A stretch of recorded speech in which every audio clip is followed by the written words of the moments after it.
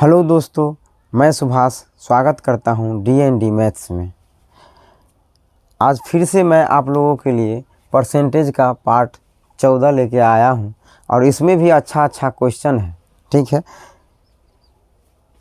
यदि आप लोग मेरे चैनल पे नया हैं तो इस चैनल को सब्सक्राइब करके बेल आइकन घंटे को दबा दीजिए ताकि जब भी मैं नया वीडियो डालूं आप लोगों के पास नोटिफिकेशन चला जाए और आप लोग उस वीडियो को टाइम टू टाइम देख पाए। ठीक है, क्वेश्चन है, एक परीक्षा में छात्र 30% अंक प्राप्त किए तथा वह 45 अंकों से अनुत्तीर्ण हो गया। ठीक है, यानी फेल हो गया 45 अंकों से। दूसरे छात्र ने 42% अंक प्राप्त किए तथा वह पास होने वाले अंकों से, ठीक है, 45 अंक अधिक ले आया, तो परीक्षा का पूर्णांक क्या था। देखिए दोस्तों, इस टाइप के क्वेश्चन को हम लोग क्या करते हैं, या तो विद्यार्थी जितना अंक में पास होता है उतना अंक के साथ हम लोग क्या करते हैं, बराबर कर लेते हैं। दो कंडीशन इसमें दिया हुआ है, एक विद्यार्थी का परसेंटेज दिया हुआ है, कम प्रतिशत लाया और 45 अंक से वो विद्यार्थी फेल हो गया। ठीक है, इस टाइप के क्वेश्चन को मैं दो तरह से बनाता हूं। ठीक है, आप लोग देखिए कैसे कैसे बनता है। ठीक है, इस क्वेश्चन को मैं दो तरीका से बनाऊंगा। ठीक है, देखते रहिए आप लोग पहला तरीका क्या है। ठीक है, पहला तरीका है, एक परीक्षा में पहला तरीका हम लोग क्या करेंगे कि विद्यार्थी जितना अंक में पास होता है उतना अंक बराबर कर लेंगे। ठीक है, एक विद्यार्थी के बारे में कहा जा रहा है कि 30% अंक प्राप्त करता है और 45 अंकों से फेल हो जाता है। यदि 30% तो वो पास किया, ठीक है, और उसको 45 अंक और मिल जाता तब तो वो पास कर जाता। ठीक है, तो 30% विद्यार्थी अंक लाता है और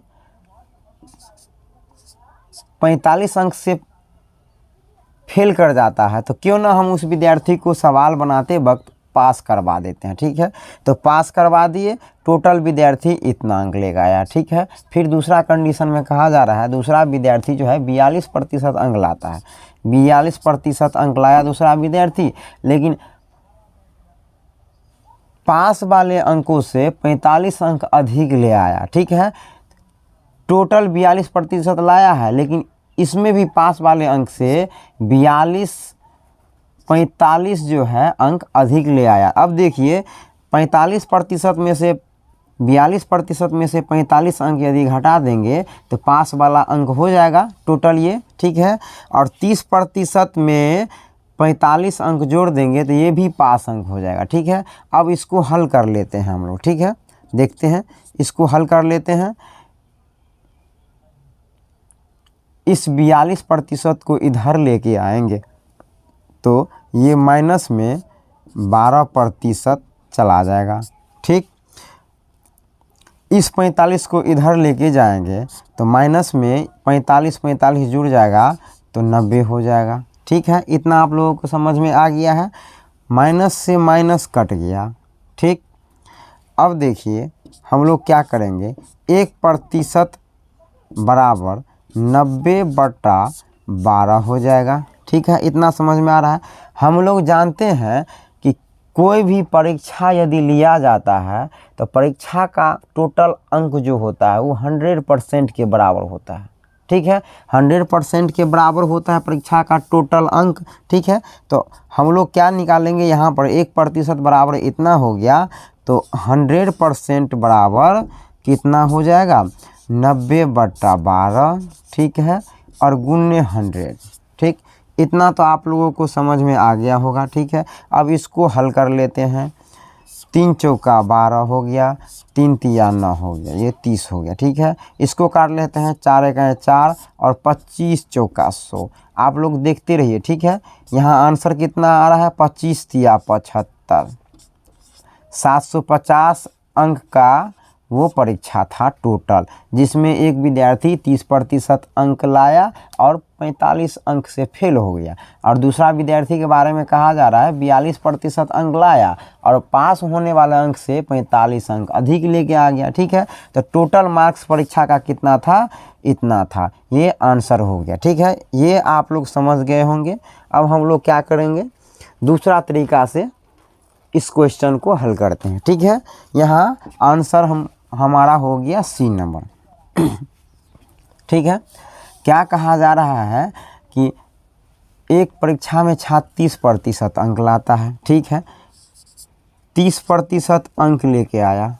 ठीक, इतना तो समझ में आ गया आप लोगों को, 30% अंक लेके आया। ठीक, लेकिन कहा जा रहा है 45 अंकों से वो विद्यार्थी फेल हो जाता है।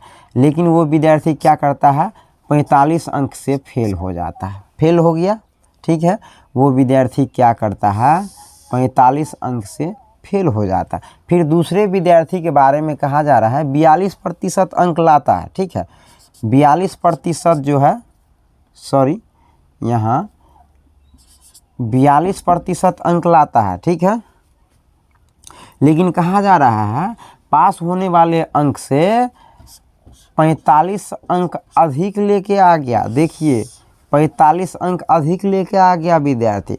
तो इसमें कहा जा रहा है क्या कि परीक्षा जो है टोटल कितना नंबर का था, परीक्षा का पूर्णांक क्या था, मतलब परीक्षा जो लिया गया था वो कितना नंबर का परीक्षा लिया गया था। यहाँ देखिए, हम लोग इस दोनों का डिफरेंस निकालते हैं, कितना आता है। इस दोनों का डिफरेंस निकालेंगे तो 12% आ जाएगा। ठीक है, अब हम लोग जो है इस दोनों का डिफरेंस निकालेंगे। ठीक, इस दोनों का डिफरेंस कितना आ जाएगा, इस दोनों का डिफरेंस आ जाएगा 45 45 90 आ जाएगा। ठीक है, इतना आप लोगों को समझ में आ गया। अब आप लोग बोलिएगा भाई यहाँ तो 45 है, ये माइनस में है, तो 90 कहाँ से आ गया। भाई एक बात बताइए मुझे कि ये यदि माइनस में है, ठीक है, माइनस में है तो जीरो से लेके, ठीक है, माइनस से लेके माइनस 45 से लेके जीरो तक जाने में कितना होगा, 45 होगा प्लस में। ठीक है, माइनस 45 से जीरो तक जाने में 45 आ जाएगा ना। इसके बाद फिर जो है ये 45 तो है ही। ठीक है, यानी माइनस 45 से लेके जीरो तक जाने में जो है 45 आ गया। ठीक है, और फिर जीरो से लेके 45 तक जाने में फिर 45 आ रहा है, तो 45 45 90 हुआ। ठीक है, 45 45 90 हुआ। ठीक है, तो यहाँ पर हम लोग क्या देखे हैं कि इस दोनों का डिफरेंस 12% आ रहा है और इस दोनों का डिफरेंस 90 आ रहा है। ठीक है, तो 12 के लिए कितना हो जाएगा, 90 हो जाएगा। ठीक है, 1% के लिए कितना हो जाएगा, 90/12। ठीक है, और परीक्षा का पूर्णांक हमेशा 100% पे होता है, तो 100% के लिए हो जाएगा कितना, 90/12 और गुने 100। ठीक है, तो यही हो जाएगा 3 चौका 12, 3 तिया 9, ये हो गया 30। ठीक है, और इसको फिर से काट लें तो 4 एका 4 और 25 चौका 100, यानी हमारा निकल के क्या रहा है, 25 तिया 75, 750 अंक का टोटल परीक्षा था, 750। आप लोगों को समझ में ये क्वेश्चन पूरी आ गया होगा, मैं भी जानता हूँ। मैं आप लोगों से ज़्यादा नहीं करूँगा। यदि मेरे द्वारा पढ़ाया गया कॉन्सेप्ट आप लोगों को अच्छा लगता है तो प्लीज़ सब्सक्राइब करने से मत भागिए, सब्सक्राइब कीजिए और बेल आइकन घंटे के निशान को दबा दीजिए, ताकि मैं जो भी वीडियो डालूं यूट्यूब पर आप लोगों को पहुंचता रहे। ठीक है, अब हम लोग अगला क्वेश्चन करते हैं। ठीक है, वो क्वेश्चन भी बहुत सुंदर है। ये क्वेश्चन आप लोग देख लिए, देखते रहिए। ठीक है, हाँ तो दोस्तों हमारा अगला क्वेश्चन है, देखिए ये क्वेश्चन भी बहुत सुंदर है और इस क्वेश्चन को हम लोग क्या करेंगे, डायरेक्ट इस क्वेश्चन को बनाएंगे। ठीक है, कहा जा रहा है किसी बाल्टी में 60% पानी भरे होने के तुलना में 80% भरे होने पर, ठीक है, 5 लीटर पानी अधिक आता है। बाल्टी की धारिता क्या है। देखिए, यदि किसी चीज़ के बारे में कहा जा रहा है 60% और 80% भरा हुआ है, इसका मतलब हम लोग जानते हैं कि उस बाल्टी का धारिता पूरा कितना होगा, 100% के बराबर होगा। ठीक है, तो हम लोग देखते हैं इस क्वेश्चन को हल करके। कहा जा रहा है 60% पानी भरे होने के तुलना में, ठीक है, 80% यदि भरा हुआ रहता है, ठीक है, तो कहा जा रहा है 5 लीटर पानी अधिक आता है। ठीक, 60 और 80 का डिफरेंस देख रहे हैं कितना आता है। ठीक है, 60 और 80 का डिफरेंस हम लोगों को 20% आ रहा है, जिस 20% के लिए कहा जा रहा है क्वेश्चन में 5 लीटर पानी। ठीक है, 5 लीटर। ठीक है, हम लोग देखते हैं कि 20% के लिए 5 लीटर दिया हुआ है। ठीक है, तो 1% के लिए कितना हो जाएगा, 5/20 लीटर। ठीक है, 5/20 लीटर। हम लोग अभी डिस्कशन किए थे, यदि परसेंटेज 60% और 80% के बारे में कहा जा रहा है, तो इसका मतलब बाल्टी का धारिता कितना होगा, 100% के बराबर। तो इसीलिए 100% के लिए हो जाएगा 5/20। ठीक है, और गुण्य 100। ठीक, इसको काट लेते हैं, 20 का 20, 20 पंचे 100, ये कितना निकल के आ गया, तो 25 लीटर आ गया। ठीक है, लीटर आ गया हमारा आंसर। ये क्वेश्चन भी आप लोग समझ में आ गया। ठीक है, फिर हम लोग अब अगला क्वेश्चन देखते हैं क्या आता है। हमारा अगला क्वेश्चन है दोस्तों, और बहुत ही सुंदर क्वेश्चन है। इस क्वेश्चन को हल करके देखते हैं। ठीक है, क्वेश्चन में कहा जा रहा है कि एक आदमी हर महीने अपने आय का एक निश्चित हिस्सा बचाता है ताकि वह 1 साल में, ठीक है, कार खरीद सके। उसकी बचत में कितने प्रतिशत की वृद्धि होनी चाहिए, ठीक है, ताकि वह 9 महीने में ही एक कार खरीद सके। देखिए, एक आदमी के मन में हो रहा है कि ठीक है, मैं 12 महीना में जो है कुछ रुपया बचाता हूं और 12 महीना में एक कार खरीद लूँगा। लेकिन फिर दोबारा उस आदमी के मन में आता है कि जो बचा रहा हूँ उसमें और कितना ज़्यादा और मैं बचाना शुरू करूँ ताकि मैं 9 ही महीना में एक कार खरीद सकूँ। ठीक है, देख रहे हैं आप लोग, आदमी के मन में पहले था 12 महीना में मैं कार खरीद लूँगा। ठीक है, लेकिन अब कम के आ रहा है, 9 महीना में ही कार खरीदना चाहता हूँ। ठीक है, तो कितना का डिफरेंस है, ठीक है, कितना का डिफरेंस है, 3 का। ठीक है, हम लोग जानते हैं कि उसकी बचत में, देखिए क्वेश्चन में कहा जा रहा है उसकी बचत में कितने प्रतिशत की वृद्धि होनी चाहिए ताकि वह 9 महीने में ही कार खरीद सके। ठीक है, हम लोग जानते हैं वहाँ पर प्रतिशत की, यहाँ वृद्धि की बात हो रही है। ठीक है, वृद्धि की बात हो रही है। ठीक, तो वृद्धि की बात हो रही है, तो यहाँ और यहाँ जो भी दिया हुआ दोनों में जो कम रहेगा उसी को नीचे में लिखेंगे। ठीक है, उसी को नीचे में लिखेंगे और 100 से गुना कर देंगे। यहाँ देखिए ये आया, यदि 12 लिख लेते तो जो 12 महीना में बचाता उससे तो कम में हो जाता, इसीलिए 9 महीना में न बचाने वाला यहाँ पर लिखेंगे। तो 9 महीना के लिए गुना कर दिए। ठीक है, 9 से भाग दे दिए और 100 से गुना कर दिए। इसको काट लेते हैं, 3 का 3, 3 तिया 9 हो गया। ये कितना आ रहा है, 100/3 आ रहा है। हम लोग जानते हैं कि 1/3 गुने 100 क्या होता है, 33 सही 1/3%। ठीक है, हर महीने उसको जो है 33 सही 1/3% का जो है और बचाना पड़ेगा। ठीक, सी नंबर हमारा ऑप्शन सही है, देख लीजिए आप लोग। हाँ तो दोस्तों आइए, हमारा अगला क्वेश्चन आ गया है। ठीक है, इस क्वेश्चन को हल करते हैं। किसी कस्बे की जनसंख्या प्रति वर्ष 25% बढ़ जाती है। यदि इसकी वर्तमान जनसंख्या 4800, ठीक है, 4800 हो तो 2 वर्ष बाद यह कितनी होगी। ठीक है, वर्तमान की बात कही जा रही है और 2 वर्ष बाद की जनसंख्या डिमांड करी जा रही है। ठीक है, हम लोग इस क्वेश्चन को 2 तरीक़ा से बनाएंगे। ठीक है, आप लोग ये मत समझना कि एक क्वेश्चन बनाने में ये इतना टाइम लगाता है। आप लोग समझते हैं, समझदार हो आप लोग। यदि एक क्वेश्चन को 2 तरीक़ा से बनाएंगे तो उसमें टाइम तो ज़रूर ज़्यादा लगेगा, ठीक है। तो आप लोग इस बात पे ध्यान ना दें और क्वेश्चन को देखें। बहुत ही प्यारा क्वेश्चन है। किसी कस्बे की जनसंख्या प्रति वर्ष 35% बढ़ जाती है, ठीक है, और 2 वर्ष लगातार बढ़ रही है, सक्सेसिव केस इसमें कहा जा रहा है, ठीक है। सबसे पहले इसको हम रेशियो मेथड से बनाएंगे। कहा जा रहा है 25% के बारे में बढ़ रहा है, ठीक है। तो बढ़ रहा है 1/4 इसका फ्रैक्शन होता है, यानी 4 से 5 हो रहा है। लगातार बोल रहा है कि 2 वर्ष बढ़ रहा है, ठीक है। 4 से 5 देख रहे हैं, कोना कोनी गुना हो रहा है, नहीं हो रहा है। 4 चौका 16, ठीक है, और 5 25, इतना हम लोग देख लिए, ठीक है। क्वेश्चन में कहा जा रहा है वर्तमान संख्या इतना है।